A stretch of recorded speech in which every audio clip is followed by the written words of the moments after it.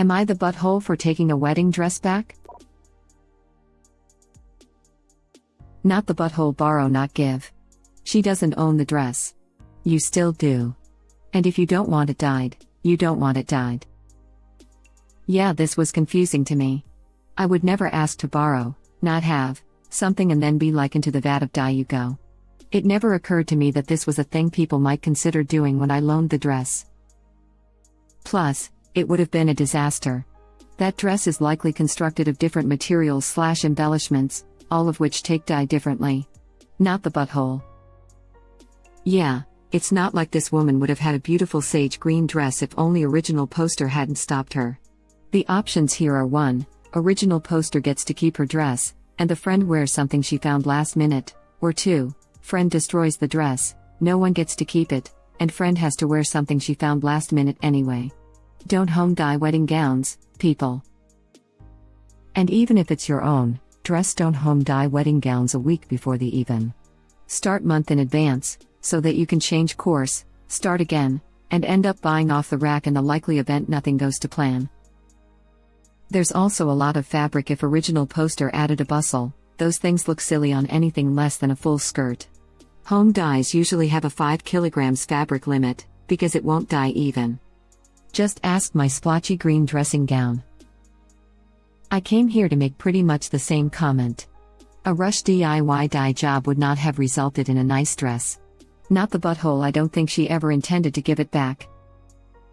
Yeah, it's not like tie-dyeing a hoodie or something.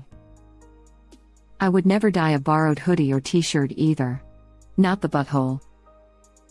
I feel uncomfortable in borrowed clothes, afraid to get sweat stains or other stains on them. Borrowing a wedding dress would just turn me into the boy in the bubble.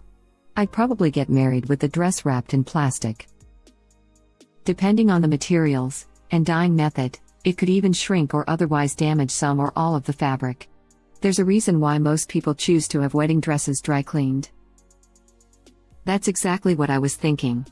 And dyeing is not an exact science in my experience as a very amateur DIY dyer. The color almost never comes out as intended. That's why I don't dye anything that I'm not okay with potentially destroying. My experience as a professional is the same as yours. If I was doing a replica and the color had to be exact, I would order either multiple pre-dyed swatches to color match, or I would spend days and days custom dyeing fabric. It's one of the most cumbersome parts of doing replicas or anything too specific. She probably was okay with destroying it. It wasn't her dress after all. And especially since it was such a steal.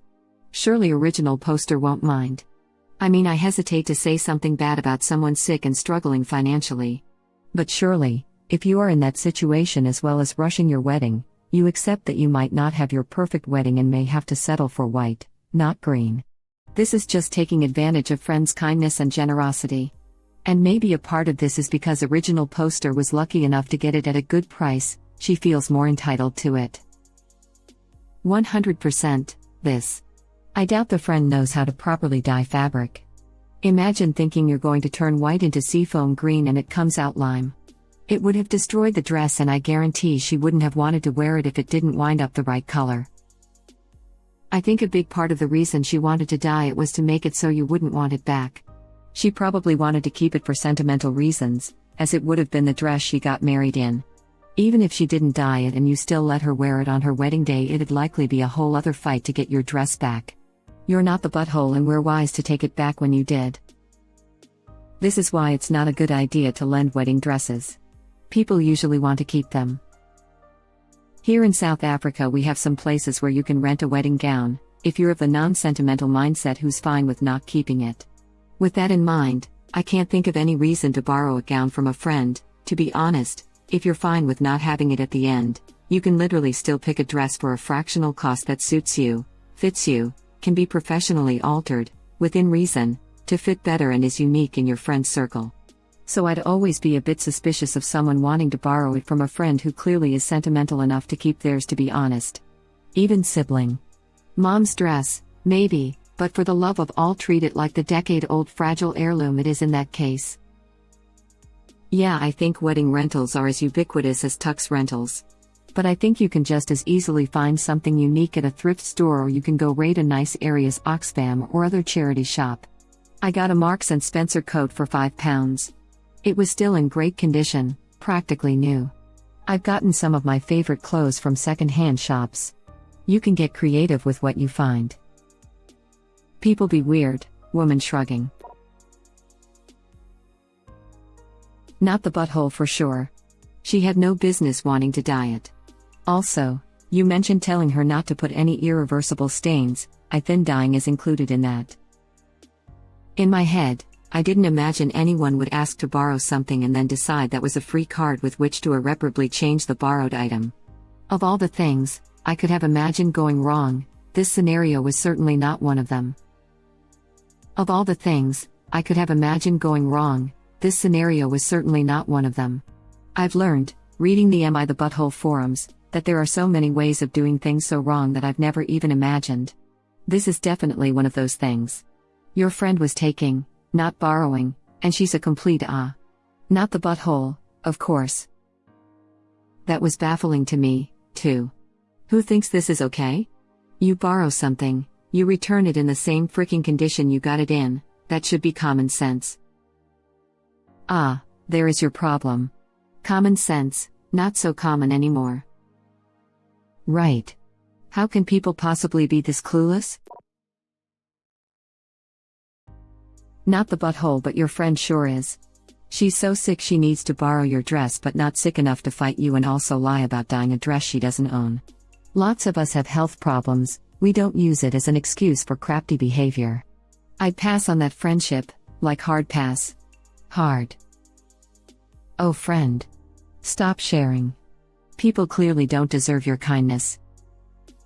I don't think I know how to stop sharing, but I'm certainly going to try to be a bit more discerning in the future. I have entirely changed the way I help others now to limit the personal risk. However, this whole scenario was so far outside of anything that I could have imagined that I never expected that this could be a thing someone might actually do. Next time you get asked if you can lend someone something, think, do I care if this gets damaged? If the answer is yes, don't let anyone take it from you and don't change your answer no matter how much they bother you about it. This is what is called a boundary, and if they keep bothering you and trying to pressure you, that is called being toxic, and you don't need toxicity in your life. I think when toxic people get a sense that you have soft boundaries / are always willing to help out, they are more likely to take advantage of you. It draws them in. Polite but firm is the way to go. This makes so much sense. I had a friend I recently cut ties with because she overstepped so many boundaries, and she always said she didn't know and put the blame on me because how could she have guessed that was not okay, but they were so absurd things. No one would specify that, it's common sense. I even started to doubt myself, but everyone I talked to told me she was crazy manipulative and they would never even think about doing the things she did. But it took me 4 years of enabling her behavior because I took the blame for not specifying my boundaries enough. Edit. Original poster is not the butthole, of course. It's common sense to return something you borrow the way you got it. Just don't share irreplaceable or super expensive things, only things you won't be devastated or financially ruined if something happens to it. Not the butthole, your friend is ridiculous and not acting like a good person. Thank you for watching. Please subscribe to be the first to know about Red Rabbit Reader's new videos. If you like our videos, please like them on YouTube and share them with your friends. We welcome your comments below. Press to start another of our videos.